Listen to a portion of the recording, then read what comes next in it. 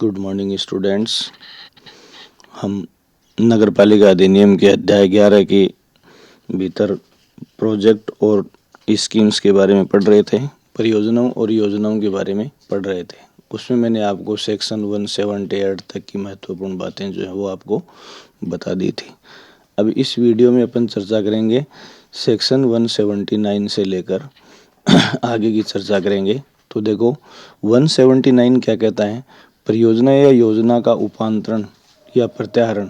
उपांतरण का मतलब होता है किसी परियोजना या योजना में कोई बदलाव, और प्रत्याहरण का मतलब जो प्रोजेक्ट या स्कीम नगर पालिका जारी कर देती है, गजट में नोटिफाई कर देती है, तो क्या उस परियोजना को वापस लिया जा सकता है। इस संबंध में धारा 179 जो है आपको ध्यान में रखनी है। तो किसी भी प्रोजेक्ट में और किसी स्कीम में मॉडिफिकेशन कब हो सकता है और उसका विड्रॉवल या वापस लिया जाना कब हो सकता है। तो देखिए बहुत ही छोटी सी बात है, लेकिन समझेंगे। एक सवाल इसमें से निकल कर आएगा अपने सामने। यदि जांच के बाद नगर पालिका की राय में ये आवश्यक हो कि किसी योजना का प्रत्याहरण करना ठीक है, मतलब किसी योजना या परियोजना को वापस लिया जाना ठीक है, तो जिस प्रकार राजपत्र में प्रकाशित करके योजना या परियोजना को लागू किया जाता है, ठीक उसी प्रकार राजपत्र में अधिसूचना जारी करके, ठीक है, जारी कर अपने द्वारा पहले अनुमोदित की गई किसी भी योजना का प्रत्याहरण की घोषणा नगर पालिका कर सकेगी। ये देख लो, अगर नगर पालिका की राय में यह है कि कोई योजना जो है उसका वापस लिया जाना उचित है, ठीक है, तो वापस लेने के लिए उसे गजट में नोटिफाई करना पड़ेगा, गजट में उसका प्रकाशन करना पड़ेगा। तथा इस प्रकार किसी योजना या परियोजना के प्रत्याहरण के बाद, देखो इस योजना और परियोजना दोनों को ही ले सकती है, और यदि इस प्रकार गजट में नोटिफिकेशन के जरिए किसी योजना या परियोजना को वापस ले लिया जाता है, तो उसके बाद उस परियोजना या योजना पर आगे कोई कार्यवाही नहीं होगी। तो जिस दिन मान लो कि आज किसी योजना को लागू किया है, कुछ समय बाद नगर पालिका को लगा कि इस योजना या परियोजना को वापस लिया जाना है, तो गजट में नोटिफिकेशन प्रकाशित किया जाएगा, और जिस दिन गजट में नोटिफिकेशन प्रकाशित हो जाएगा उस दिन के बाद उस योजना या परियोजना पर कोई कार्य आगे नगर पालिका नहीं करेगी। फिर नेक्स्ट जो है धारा 180 क्या कहती है। धारा 180 कहती है नगर पालिका से योजना बनाने की अपेक्षा करने की राज्य सरकार की शक्ति। तो देखो कई बार नगर पालिका से ऐसी उम्मीद राज्य सरकार भी कर सकती है कि कोई योजना नगर पालिका बनाए। तो देखो नगर पालिका से योजना बनाने की अपेक्षा करने की राज्य सरकार की शक्ति, या राज्य सरकार कभी भी नगर पालिका को कोई योजना बनाने के लिए कह सकती है। ये प्रावधान किस धारा में है? धारा 180 में। मतलब नगर पालिका कभी भी राज्य सरकार जो है नगर पालिका से कभी भी कोई योजना बनाने के लिए कह सकती है। तो देखिए इस संबंध में क्या देखना आपको, यदि राज्य सरकार नगर पालिका से कोई विकास योजना बनाने की अपेक्षा करती है, तो ऐसी विकास योजना तैयार करने का निर्देश नगर पालिका मुख्य नगर पालिका अधिकारी को देगी। तो वो भी सीधी सी बात ही है कि नगर पालिका की ओर से कोई भी योजना, प्रोजेक्ट और रीप्रोजेक्ट, ये सारे कौन तैयार करता है नगर पालिका के लिए? मुख्य नगर पालिका अधिकारी करता है। और यदि राज्य सरकार कोई योजना बनाने के लिए कहती है, तो नगर पालिका ये भी किससे तैयार करवाएगी? मुख्य नगर पालिका अधिकारी से ही करवाएगी। तो देखो इसमें सीधी सी बात क्या है, पहले राज्य सरकार योजना निर्मित करने की अपेक्षा किससे करेगी? नगर पालिका से। किसे करेगी? नगर पालिका से। फिर नगर पालिका इसके निर्माण के लिए, नगर पालिका इस योजना के निर्माण के लिए किसे कहेगी? मुख्य नगर पालिका अधिकारी को इसके लिए निर्देश देगी। ठीक है। नेक्स्ट सेक्शन 181 देखो क्या कहता है। सेक्शन 181 ये कहता है कि किसी भी परियोजना या योजना की व्यावृत्ति, सेविंग, मतलब जब कोई परियोजना या योजना बनाई जाएगी, तो सेविंग का मतलब है कि उसे क्या सुरक्षा है, क्या डिफेंस है, उसके लिए बचाव क्या है, योजना या परियोजना का बचाव क्या है। तो इस संबंध में देखिए यदि नगर पालिका ने कोई योजना को मंजूर किया है तथा इस योजना के अंतर्गत कोई परियोजना या योजना नहीं आती है, देखो यदि नगर पालिका ने कोई योजना को मंजूर किया है तथा इस योजना के अंतर्गत कोई परियोजना या योजना नहीं आती है, देखो कोई बड़ी योजना तैयार की है और उसमें कोई अन्य योजना या परियोजना नहीं आती है छोटी मोटी, तो उसे भी क्रियान्वित करने की स्वतंत्रता नगर पालिका को होगी। ठीक है। देखो कोई ऐसी योजना या परियोजना नगर पालिका ने बना दी है जिसमें कोई और पहले से बनी हुई योजना या परियोजना नहीं आती है, तो क्या ऐसी योजना को भी नगर पालिका लागू कर सकती है? क्या बिल्कुल कर सकती है। यदि ऐसा करना नगर पालिका की राय में उचित है, या तो नगर पालिका ये ठीक समझती है कि इसे लागू करना ठीक है तो उसे लागू कर सकती है, या ऐसा करना लोकहित में ठीक है तो ऐसा किया जा सकता है।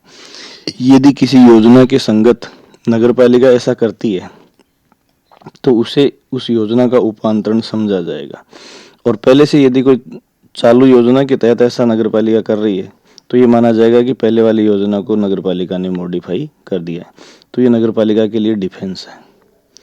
सेविंग का मतलब है सुरक्षा, बचाव, किसके लिए? नगर पालिका के लिए। ठीक है, तो ये वैसे उतनी ज़्यादा इम्पोर्टेंट सेक्शन नहीं है। फिर देखिए धारा 182 क्या कहती है। धारा 182 ये कहती है कि भूमि के उपयोग के परिवर्तन पर निर्बंधन और भूमि के उपयोग का परिवर्तन अनुज्ञात करने की राज्य सरकार की शक्ति। तो देखो भूमि के उपयोग के परिवर्तन पर निर्बंधन, तो जिस मुद्दे के लिए भूमि का उपयोग किया जाना है उससे डिफरेंट मुद्दे पर उसका इस्तेमाल नहीं किया जाएगा, या भूमि के उपयोग का परिवर्तन अनुज्ञात करने की राज्य की सरकार की शक्ति। जो भूमि जिस उपयोग के लिए है उससे भिन्न उपयोग के लिए अगर उस जमीन को लेना है तो ये कौन परमिशन देगी? राज्य सरकार परमिशन देगी। किसको? नगर पालिका को। ये इम्पोर्टेंट है। तो सीधी सी बात है कि कोई भूमि किसी प्रयोजन के लिए है और उससे भिन्न प्रयोजन के लिए नगर पालिका इस्तेमाल करना चाहती है तो ये परमिशन देने की शक्ति किसके पास है? राज्य सरकार के पास है। देखिए नगर पालिका क्षेत्र में जो भी भूमि किसी व्यक्ति को राज्य सरकार, नगर पालिका, स्थानीय प्राधिकारी या अन्य निकाय द्वारा मूलतः जिस प्रयोजन के लिए आवंटित या विकृत की गई है। देखो नगर पालिका के क्षेत्र में कोई भी भूमि है जो नगर पालिका को या तो राज्य सरकार ने दी है या खुद नगर पालिका की है या किसी स्थानीय प्राधिकारी ने दी है या किसी अन्य निकाय ने दी है, तो उस भूमि को दिए जाने के साथ उसका मूल प्रयोजन बताया जाएगा कि इस भूमि को किस मुद्दे के लिए इस्तेमाल किया जा सकता है। ठीक है, और जिस प्रयोजन के लिए भूमि नगर पालिका को दी गई है उससे भिन्न प्रयोजन के लिए या भिन्न उद्देश्य के लिए उस भूमि को सामान्यतः इस्तेमाल नहीं किया जाएगा। तो देखो सामान्य नियम ये है कि नगर पालिका को राज्य सरकार, स्थानीय प्राधिकारी या किसी निकाय द्वारा जो भूमि जिस प्रयोजन के लिए मिलती है उसी प्रयोजन के लिए सामान्यतः नगर पालिका उस भूमि को इस्तेमाल करेगी। ठीक है, और यदि कहीं मास्टर योजना लागू है तो उस योजना से अलग प्रयोजन के लिए उस भूमि को उपयोग की अनुज्ञा नहीं दी जाएगी। ठीक है, तो मास्टर योजना वाली भूमि को या किसी सामान्य प्रयोजन के लिए दी गई भूमि को नगर पालिका अपनी मर्जी से दूसरे प्रयोजन के लिए इस्तेमाल नहीं करेगी। लेकिन इस हेडिंग से पता चल रहा है कि अन्य प्रयोजन के लिए अनुमति देने की परमिशन किसको है? राज्य सरकार को है। वो आगे अपन डिस्कस करते हैं, इसमें देखना।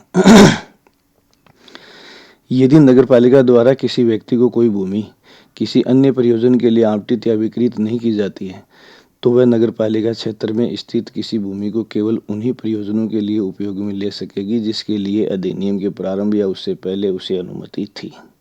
तो देखो सामान्यतया अधिनियम लागू होने से पहले, अधिनियम का मतलब 2009 का नगर पालिका अधिनियम लागू होने से पहले अगर किसी प्रयोजन के लिए कोई भूमि नगर पालिका को दी गई थी तो उसी प्रयोजन के लिए उस जमीन को इस्तेमाल किया जाएगा।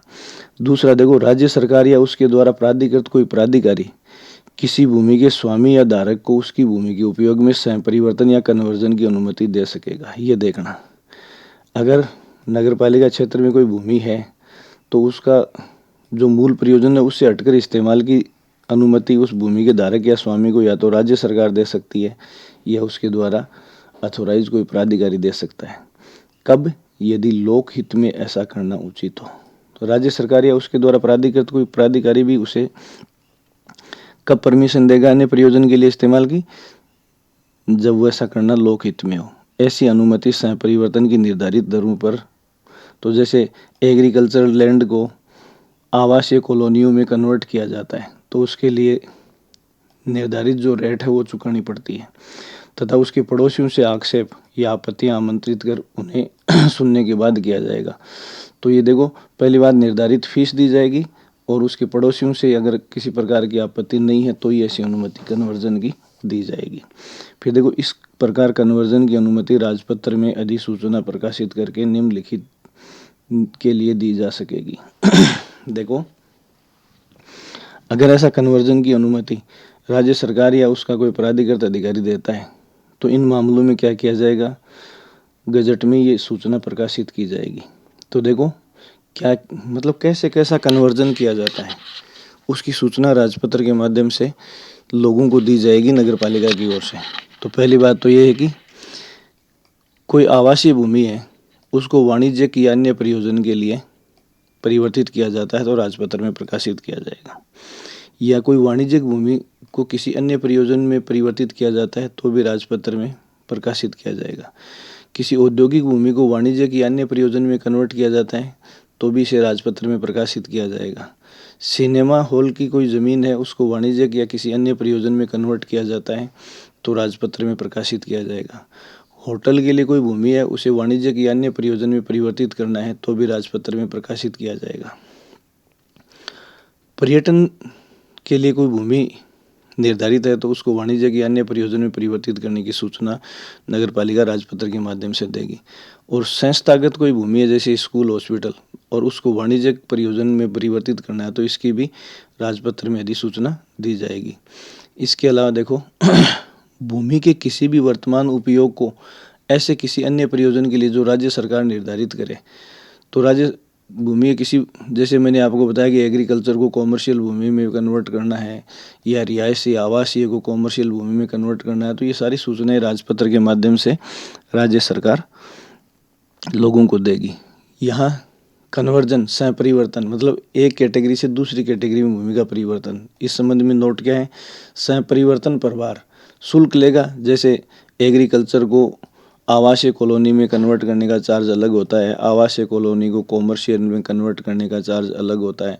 तो जो रेट्स डिसाइड की गई हैं वो रेट्स सह परिवर्तन प्रभार का मतलब होता है चार्जेज नगर पालिका के भिन्न भिन्न क्षेत्रों में भिन्न भिन्न प्रयोजनों के लिए भिन्न भिन्न हो सकता है। तो एक ही नगर पालिका की अलग अलग कॉलोनियों में जो कन्वर्जन चार्जेज हैं वो क्या हो सकते हैं, अलग अलग हो सकते हैं। फिर देखिए, जहाँ राज्य सरकार या उसके अधीन किसी पदाधिकारी की राय में भूमि के उपयोग की अनुज्ञा या नियमन के लिए कन्वर्जन हेतु आवेदन करना चाहिए था लेकिन उसने नहीं किया तो ऐसे पक्षकारों को सम्यक नोटिस एवं सुनवाई का अवसर देकर कन्वर्जन चार्जेज की के अवधारण एवं उनकी वसूली की दिशा में कदम उठाए जा सकेंगे। जैसे मैंने आपको बताया कि राज्य सरकार के नियमों के अनुसार यदि भूमि के उपयोग के लिए कोई अनुज्ञा या नियमन के लिए कन्वर्जन जरूरी है, जैसे कोई आदमी घर बना रहा है एग्रीकल्चर लैंड में तो उस भूमि को यदि आवासीय में कन्वर्ट करवाना जरूरी है और वो नहीं करवाता है तो ऐसी सिचुएशन में ऐसे व्यक्ति को नोटिस दिया जाएगा। नोटिस देकर सुनवाई का अवसर देकर वो चार्जेज लिए जा सकेंगे जो कन्वर्जन के लिए निर्धारित है। इस कार्य को जल्दी निपटाने हेतु नगर पालिका कैंप लगा सकती है। तो कई बार जैसे एग्रीकल्चर लैंड वाले घरों को नगर पालिका रिहायशी या आवासीय कॉलोनियों में या क्षेत्रों में कन्वर्ट करती है तो उसके लिए कैंपेन या कैंप लगाए जाते हैं। तो उन कैंपों के माध्यम से ये कार्य नगर पालिका जल्दी भी करवा सकती है और आवश्यक समझे तो किसी अभिकरण या एजेंसी की सहायता भी ले सकती है। तो किसी प्राइवेट एजेंसी की मदद से भी ये कार्य नगर पालिका कर सकती है।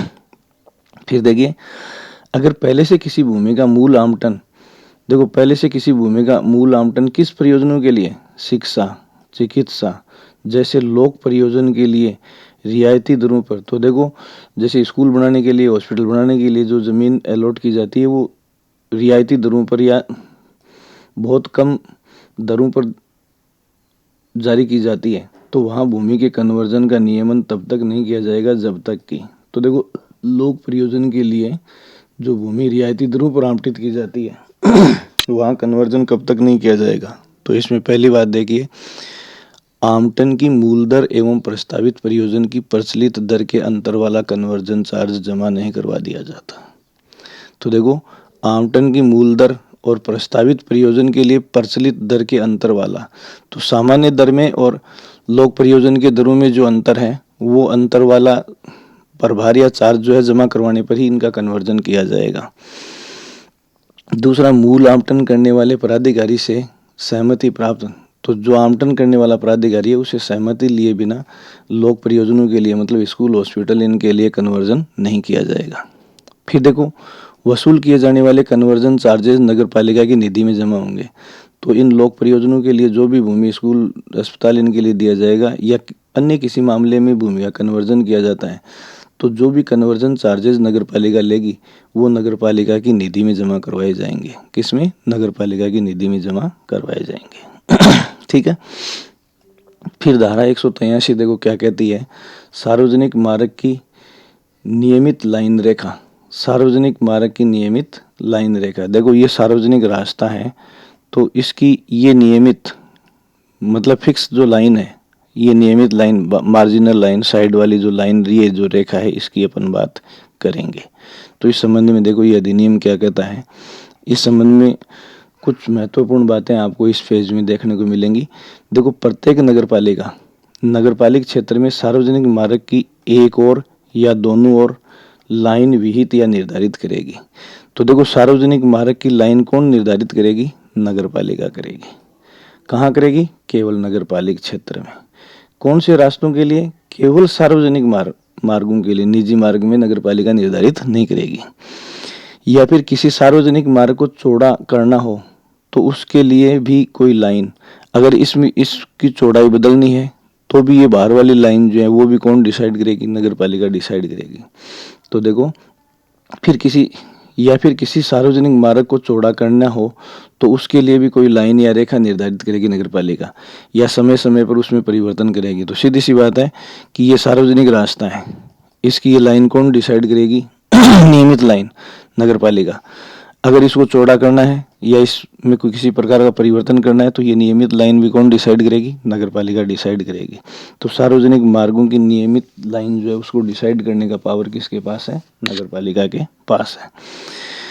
फिर अगली बात देखो, नगरपालिका किसी सार्वजनिक मार्ग की लाइन निर्धारित करने या पुरानी लाइन में परिवर्तन निर्धारित करने से कम एक माह पूर्व उस मार्ग पर पड़ने वाले सभी भूस्वामियों और अधिभोगियों को नोटिस देगी। देखो, इस रास्ते को चौड़ा करना है नगरपालिका को, तो यहाँ जिन जिन की प्लॉट, घर हैं, जिन भूस्वामियों के, मालिकों के, इनको कम से कम 1 महीने पहले नगरपालिका क्या करेगी? नोटिस देगी कि इस रास्ते को चौड़ा किया जाना है। तो देखो, ये सीधी सी बात है कि किसी भी लाइन में परिवर्तन करना है, ठीक है, तो उस मार्ग पर पड़ने वाले स्वामियों और अधिभोगियों, किराएदार वगैरह हैं तो उनको भी कितने समय पहले नोटिस देगी? 1 माह पहले उनको नोटिस देगी। फिर देखो, नोटिस प्राप्त करने वालों में से किसी को कोई आक्षेप है, मतलब जिन लोगों को नोटिस दिया गया इस रास्ते पर पड़ने वालों को, उनमें से किसी को आपत्ति है इस रास्ते की नियमित लाइन को, सार्वजनिक मार्ग की नियमित लाइन को चेंज करने में, तो क्या प्रावधान है?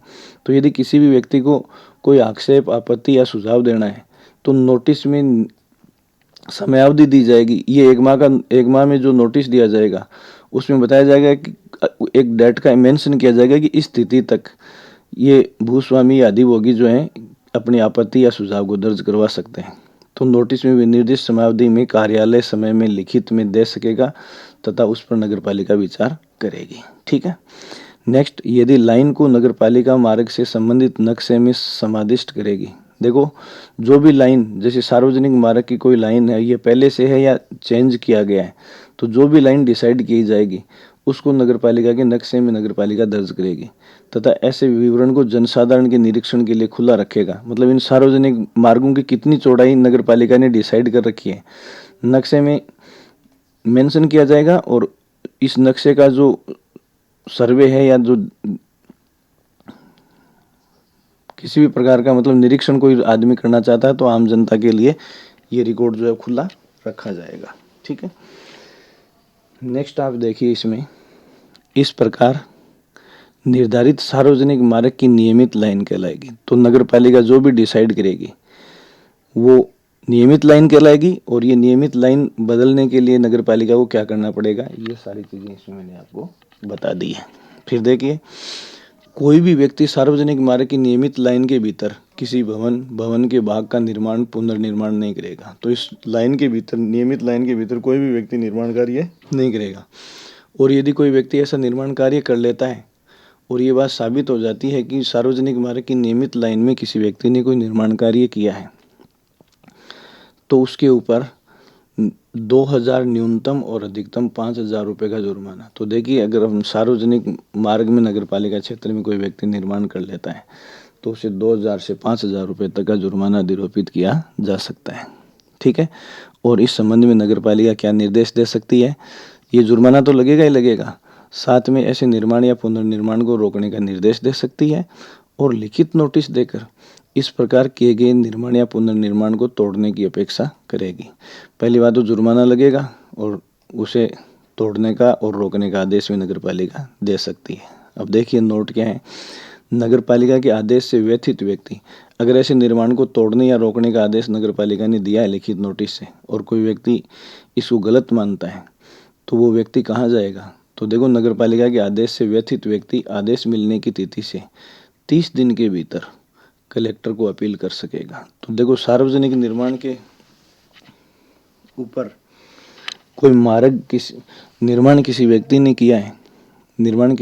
किया है तो उसे गिराने का आदेश यदि नगर पालिका देती है, लेकिन वास्तव में वो आदमी समझता है कि मैंने सार्वजनिक मार्ग पर ऐसा निर्माण नहीं किया है, तो वो आदेश मिलने की तिथि से 30 दिन तक कलेक्टर को अपील कर सकता है। फिर देखिए, भूमिगत उपयोगिताओं के लिए मार्ग का अधिकार। देखो, भूमिगत उपयोगिताओं के लिए मार्ग का अधिकार। भूमिगत उपयोगिता का मतलब ये है कि जैसे सार्वजनिक मार्ग के नीचे से सीवेज लाइन जानी है, जल पानी के लिए पाइप जानी है, तो ऐसी बातें की तो इस अधिनियम के तहत राज्य सरकार भारतीय तार अधिनियम, जैसे टेलीफोन की लाइन जानी है तो विद्युत अधिनियम 2003 यदि बिजली की लाइन जानी है तो, तथा इस परियोजना के लिए राज्य सरकार द्वारा निर्मित अन्य विधियों एवं उप विधियों को ध्यान में रखते हुए निम्न बातों के लिए उपबंध कर सकेगी। तो देखो, सीधी सी बात है कि भूमिगत उपयोगिताओं के लिए जो नियम बनाने की शक्ति है वो किसके पास है? राज्य सरकार। मतलब सार्वजनिक रास्ते के नीचे से कोई टेलीफोन, बिजली, पानी की लाइन जाएगी या नहीं जाएगी, इस संबंध में नियम बनाने की शक्ति किसके पास है? राज्य सरकार के पास है। राज्य सरकार ये डिसाइड करेगी। फिर देखिए, राज्य सरकार या अन्य विधियों व निकायों के अधीन किसी अनुज्ञप्तिधारी या लाइसेंसधारी द्वारा उपलब्ध कराई जाने वाली उपयोगी लोक उपयोगिता, जैसे बिजली, टेलीफोन, गैस पाइपलाइन, मल, भूमिगत रेलवे, पैदल, शॉपिंग प्लाजा, भंडारण के लिए सार्वजनिक एवं निजी मार्गों की अधोमर्दा में मार्ग के अधिकारों को नगर पालिका द्वारा मंजूरी दी जाए। ऐसा नियम कौन कर सकती है? राज्य सरकार कर सकती है। दूसरा, इसमें देखिए, इस संबंध में किसी भी प्रभार मतलब चार्ज या शुल्क का उद्ग्रहण किया जा सकता है। तो क्या चार्ज लिया जाएगा, ये राज्य सरकार डिसाइड करेगी। क्या चार्ज लिया जाएगा, ये राज्य सरकार डिसाइड करेगी इन मामलों में। फिर देखिए, नगर पालिका को ऐसे नक्शे, रेखा चित्र, विवरण उपलब्ध करवाना ताकि वह भूमिगत उपयोगिताओं के स्थान का अभिलेख ठीक से संकलित और सुरक्षित रखे। तो जिधर से पाइपलाइन वगैरह जा सकती है, ये भी कौन डिसाइड करेगी? राज्य सरकार डिसाइड करेगी। फिर कार्य निष्पादन के लिए नगर पालिका को उचित समझे शर्तों तथा समयावधि को, तो कार्य को करने की जो टाइम है उसको भी राज्य सरकार निर्धारित कर सकेगी। फिर कार्य पूरा करने में यदि देरी होती है तो कौन से दंड लगाए जा सकते हैं, ये भी राज्य सरकार निर्धारित करेगी। फिर देखिए, किसी नगरपालिका मार्ग या किसी अन्य नगरपालिका की संपत्ति के अधिकारों के प्रयोग में लेने के दौरान हुई क्षति को संबंधित विभाग के खर्चों पर मरम्मत करवाना या मूल स्थिति में लौटाना। तो देखो, यदि राज्य सरकार के निर्देशानुसार ये सारे कार्य किए जाते हैं और इससे किसी दूसरी नगरपालिका की किसी संपत्ति को कोई नुकसान होता है तो वो नुकसान संबंधित विभाग के खर्चों पर ही क्या किया जाएगा? मरम्मत करवाया जाएगा। फिर देखिए, इसमें भूमिगत उपयोगिताओं के नक्शे।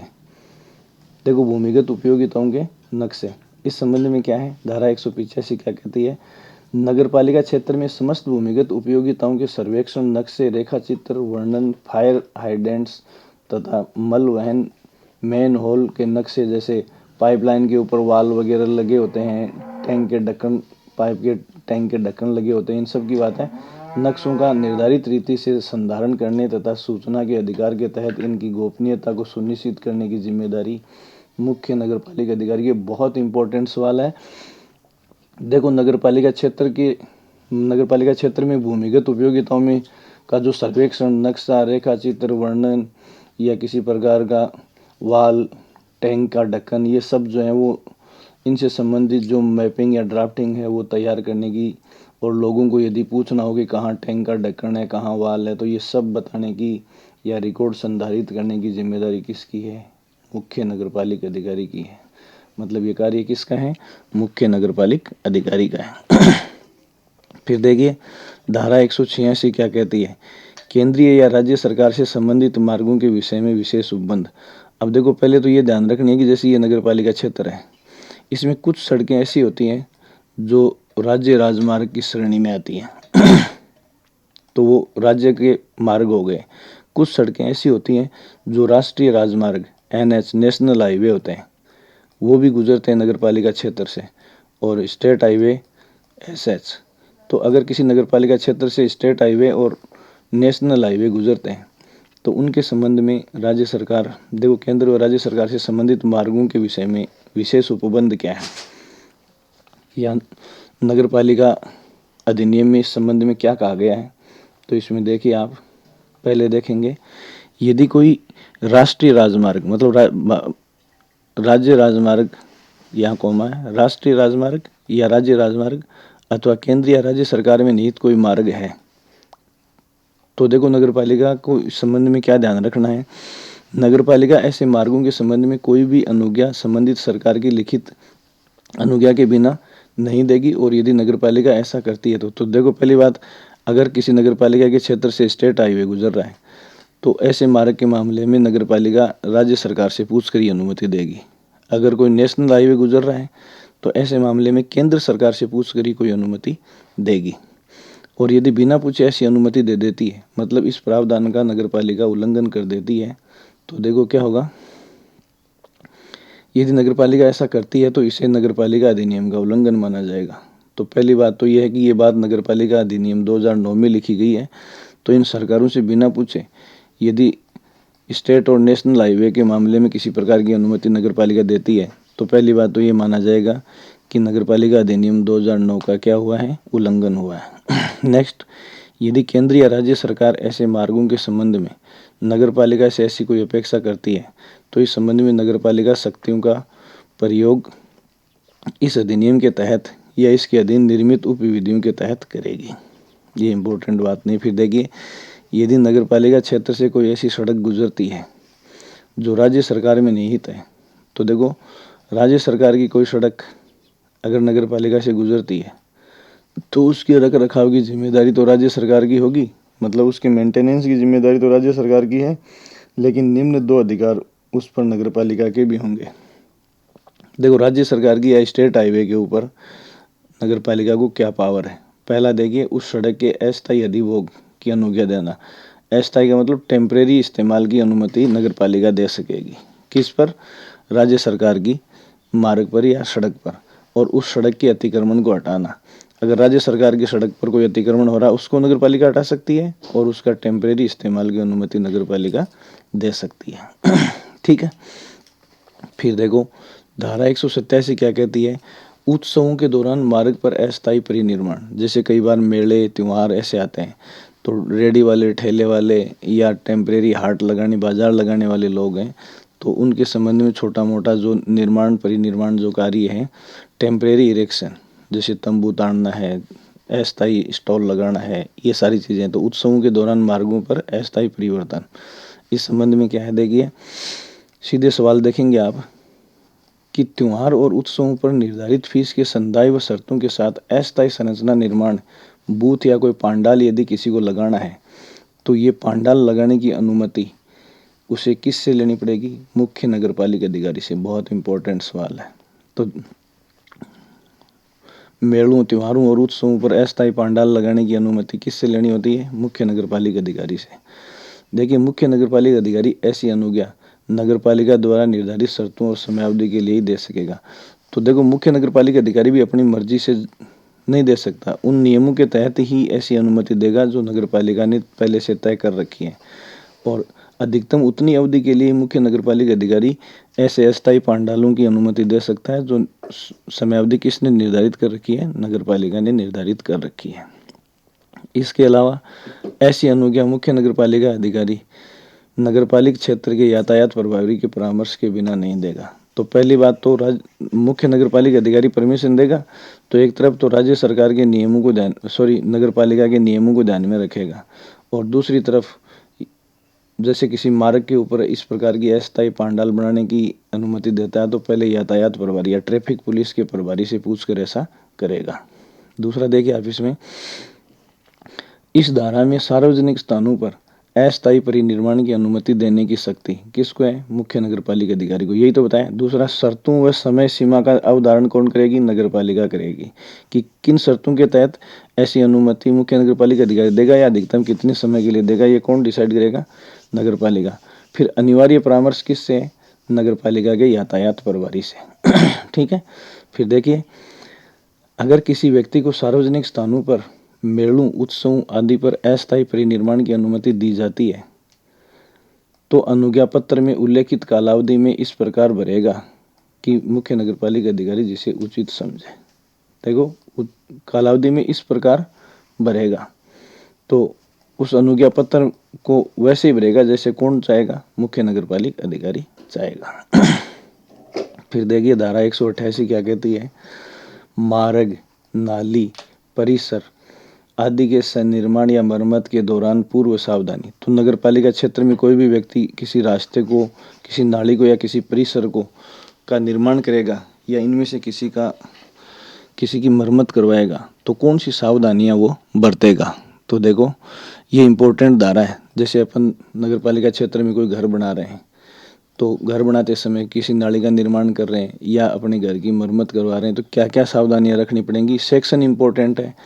सेक्शन 188 हमारे ऊपर क्या क्या जिम्मेदारियां डालता है? तो देखिए, पहली बात, मुख्य नगरपालिका अधिकारी किसी भी सार्वजनिक मार्ग या नाली या परिसर का सन्निर्माण या मरम्मत के दौरान, ठीक है, क्या करेगा? उसके बाड़ लगवाएगा तथा उसे सुरक्षित करवाएगा, जैसे कोई तंबू, पर्दा वगैरह लगाएंगे। फिर संभावित दुर्घटना के लिए उचित पूर्व सावधानी बरतेगा। फिर लिखित अनुज्ञा से भवन निर्माण सामग्री को जमा कराना और अस्थायी निर्माण को प्रतिष्ठित करना, किसी भी मार्ग को यातायात के लिए पूर्णतया या अंशतः बंद करना, आवश्यक स्थान पर यातायात के लिए आवश्यक मोड उपलब्ध करवाना, ये सारी या इसके अलावा देखिए, कहने का मतलब मुख्य नगरपालिका अधिकारी क्या क्या करेगा ऐसी स्थिति में? तो देखो, जो भी व्यक्ति, देखो कोई भी मार्ग, नाली या परिसर का निर्माण हो रहा है तो मुख्य नगरपालिका अधिकारी की क्या क्या जिम्मेदारी होगी? उस पर बाड़ लगवाना या पर्दा लगवाना या निर्माण से किसी को नुकसान नहीं हो ऐसी सुरक्षा बनवाना किसकी जिम्मेदारी है? मुख्य नगरपालिका अधिकारी की जिम्मेदारी है। संभावित दुर्घटना नहीं हो इसके लिए उचित सावधानी बरतने की जिम्मेदारी भी मुख्य नगरपालिका अधिकारी की है। फिर लिखित अनुज्ञा से भवन निर्माण सामग्री को जमा कराना, तो देखो कोई भी भवन निर्माण सामग्री कहाँ रखेगा, ठीक है, और कहाँ नहीं रखेगा, इस संबंध में लिखित अनुज्ञा कौन देगा? मुख्य नगरपालिका अधिकारी देगा। फिर किसी भी मार्ग पर यदि निर्माण सामग्री रखी जाती है तो उससे यातायात बाधित नहीं होना चाहिए, या कहीं यदि निर्माण चल रहा है तो रास्ते को घुमाकर दूसरी रास्ते से या ट्रैफिक को दूसरे रास्ते से गुजारने की व्यवस्था भी किसको करनी है? मुख्य नगरपालिका अधिकारी को करनी है। और आवश्यक स्थान पर यातायात के लिए अगर कोई मोड उपलब्ध करवाना है तो ये भी कौन करेगा? मुख्य नगरपालिका अधिकारी करेगा। फिर देखिए, किसी सार्वजनिक मार्ग को यथापूर्व करना या किसी नाली या परिसरों में उनके मूल रूप में लाना सुनिश्चित करेगा, तो ये जिम्मेदारी भी मुख्य नगरपालिका अधिकारी की है। फिर यदि मुख्य नगरपालिका अधिकारी की राय में कोई स्थान यातायात या व्यक्तियों को कोई विधिक क्षति पहुंचा सकता है या पड़ोस के लिए खतरनाक है, देखो कोई स्थान ऐसा है जो यातायात के लिए खतरनाक हो सकता है या व्यक्तियों के लिए खतरनाक हो सकता है या अपने पड़ोसियों के लिए खतरनाक हो सकता है, तो उसकी मरम्मत करवाने या उसे बंद करवाने हेतु उचित कदम कौन उठाएगा? जैसे मान लो किसी व्यक्ति का घर पड़ोसियों के लिए खतरनाक है तो उस घर की मरम्मत करवाने की जिम्मेदारी मुख्य नगरपालिका अधिकारी की है। यदि वह इस कार्य को इस प्रकार कोई मरम्मत करवाता है तो उसका खर्चा उस परिसर के स्वामी अधिभोगी से वसूल करेगा। जैसे मान लो कि रास्ते के ऊपर किसी के घर की दीवार ये गिरने वाली है और ये व्यक्ति यहाँ नहीं रह रहा है, ये आम रास्ता है, ये दीवार गिरने वाली है, तो इसकी मरम्मत जो है मुख्य नगर पालिका अधिकारी अपने स्तर पर करवा सकता है और जो खर्चा होगा वो इस भवन के या इस घर के स्वामी से वसूल कर सकेगा। फिर नेक्स्ट देखिए धारा 189, बिना अनुज्ञा किसी मार्ग में न तो कास्ट मतलब लकड़ी वगैरह मटेरियल वगैरह जमा किया जाएगा और ना ही गड्ढे खोदे जाएंगे। तो देखो यहाँ ध्यान में रखना कि किसी भी मार्ग में कोई गड्ढा खोदना है या कोई सामान जमाना है उसके लिए परमिशन लेनी पड़ेगी, बिना परमिशन के ऐसा नहीं हो सकता। तो यहाँ देखिए इसमें क्या ध्यान में रखना है, नगर पालिका की तो ये अनुमति किससे लेनी होगी, नगर पालिका से लेनी होगी। किससे, नगर पालिका से। देखिए नगर पालिका की लिखित अनुज्ञा के बिना कोई भी व्यक्ति किसी मार्ग पर न तो कोई गड्ढा खोदेगा और न ही कोई कास्ट पत्थर ईंट मिट्टी व अन्य सामान व भवन के लिए जमा करेगा। तो देखो कई बार क्या होता है कि भवनों का निर्माण वगैरह करते हैं अपन तो निर्माण सामग्री को रास्ते पर यूं ही डाल देते हैं, वो गलत है। पहली बात तो ऐसे सामान डालने के लिए या कोई गड्ढा खोदने के लिए हमें किससे अनुमति लेनी होगी, नगर पालिका से। कैसी अनुमति, लिखित अनुमति लेनी होगी।